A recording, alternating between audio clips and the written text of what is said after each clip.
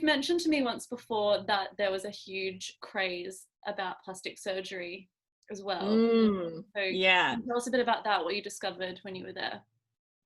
Yeah, I think with I guess the pressure to look one's best, I mean, I read an interesting stat that 1 in 3 women in Seoul has probably undergone some sort of surgery, which I just couldn't get my head around. And, also speaking to people, it's very common from an early age, even from kind of 18 years old onwards, to be getting these enhancements, such as nose surgery or double eyelid surgery is the most common one. So obviously with Asians, I have different eyelids. So the most common surgery is to get double eyelid surgery.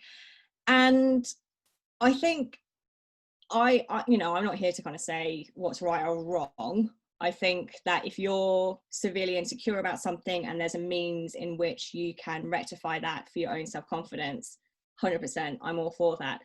But I think where potentially it may have gone too far in Korea is that when there's that societal pressure to look one's best, and in South Korea, some job applications you need to add a photo of yourself, which again I find hard to get my head around. It's that whole aspect of, I guess, looking your best and your appearance. That is when I just see a darker side of it. It's that pressure to look put together in a certain way.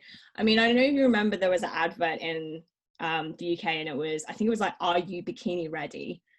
And there was like outrage about it, because it was like, who's this company to dictate whether or not we're bikini ready, like everyone can wear a bikini, etc. What does that mean? And yeah, exactly. And I mean, it was really interesting, because there was rightfully so outrage here. In Korea, you will see advertisements literally saying, "Go from witch face to pretty." Like, to go before ugly, after princess, and you're like, what?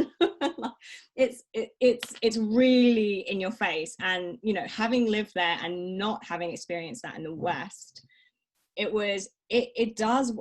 wore me down in terms of confidence. Like, I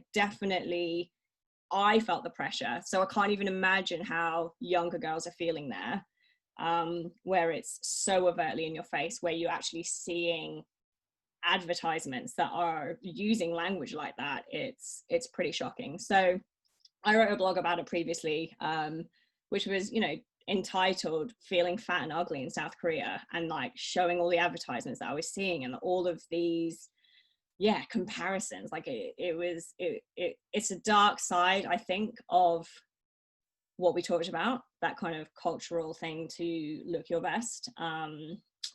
But yeah, I do hope it changes, because I do think it puts especially a lot of young women under a lot of pressure there.